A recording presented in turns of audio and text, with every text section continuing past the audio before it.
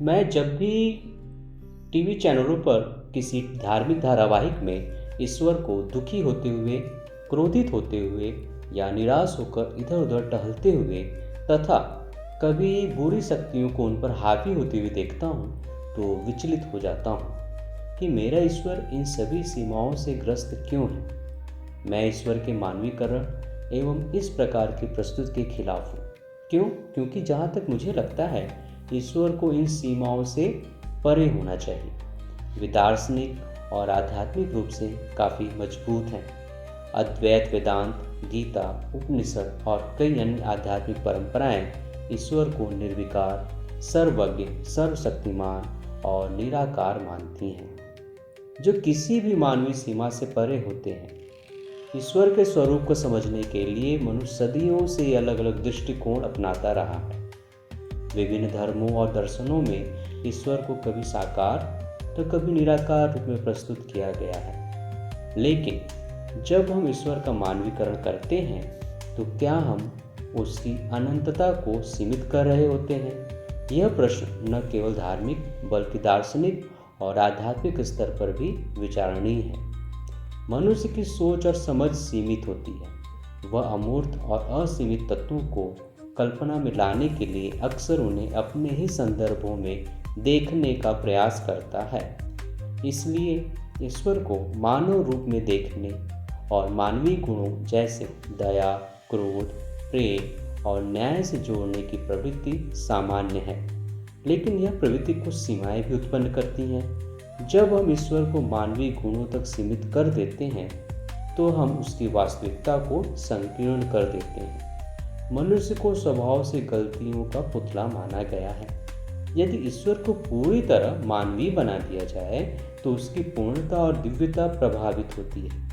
जब लोग ईश्वर को केवल अपने अनुसार परिभाषित करते हैं तो वे अपनी इच्छाओं, भावनाओं और सीमित सोच के आधार पर उसे समझने लगते हैं, जिससे कई अंधविश्वास जन्म लेते हैं। यदि ईश्वर को सर्वशक्तिमान, सर्वव्यापक और सर्वज्ञ माना जाता है तो वह किसी एक रूप, गुण या सीमित परिभाषा में बंध नहीं सकता। अनेक दार्शनिक और आध्यात्मिक ग्रंथों में ईश्वर को निर्गुण और सगुण दोनों रूपों में देखा गया है। जब ईश्वर को एक साकार रूप दिया जाता है तो वह भक्तों के लिए अधिक सुलभ हो जाता है। जब ईश्वर को समस्त गुणों और सीमाओं से परे माना जाता है तब वह शुद्ध चेतना और अनंत अस्तित्व के रूप में समझा जाता है। उपनिषदों और अद्वैत वेदांत में ईश्वर को ब्रह्म कहा गया है, जो निराकार और असीमित है।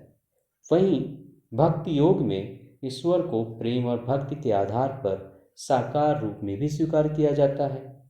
यदि हम ईश्वर को पूर्ण और निर्दोष मानते हैं तो हमें यह स्वीकार करना होगा कि वह किसी भी मानव संबंधी दोषों या सीमाओं से परे है।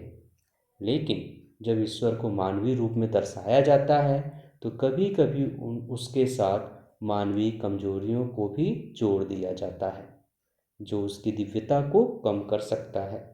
उदाहरण के लिए, यदि ईश्वर को क्रोधित, पक्षपाती या अन्य कमजोरियों से ग्रस्त बताया जाता है तो यह उसकी असीमता और पूर्णता के विरुद्ध होगा।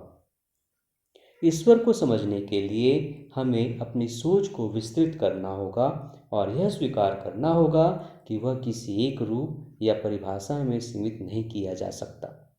हम सगुण और निर्गुण दोनों रूपों को सम्मान दे सकते हैं और यह समझ सकते हैं कि विभिन्न दृष्टिकोण केवल हमारी समझ को सरल बनाने के प्रयास हैं। ईश्वर को परिपूर्ण और असीम मानते हुए हमें यह भी ध्यान रखना चाहिए कि कोई भी मानव निर्मित परिभाषा उसे पूर्ण रूप से व्यक्त नहीं कर सकती। ईश्वर का मानवीकरण हमारी सीमित बुद्धि की एक स्वाभाविक प्रक्रिया है, लेकिन यह उसकी वास्तविकता को पूर्ण रूप से नहीं दर्शाता। ईश्वर असीम, अनंत और सर्वशक्तिमान है, जिसे मानवीय गुणों या सीमाओं तक सीमित नहीं किया जा सकता। इसलिए हमें अपनी सोच को व्यापक बनाकर ईश्वर को उसकी वास्तविक स्वरूप में समझने का प्रयास करना चाहिए, जो सभी सीमाओं से परे है।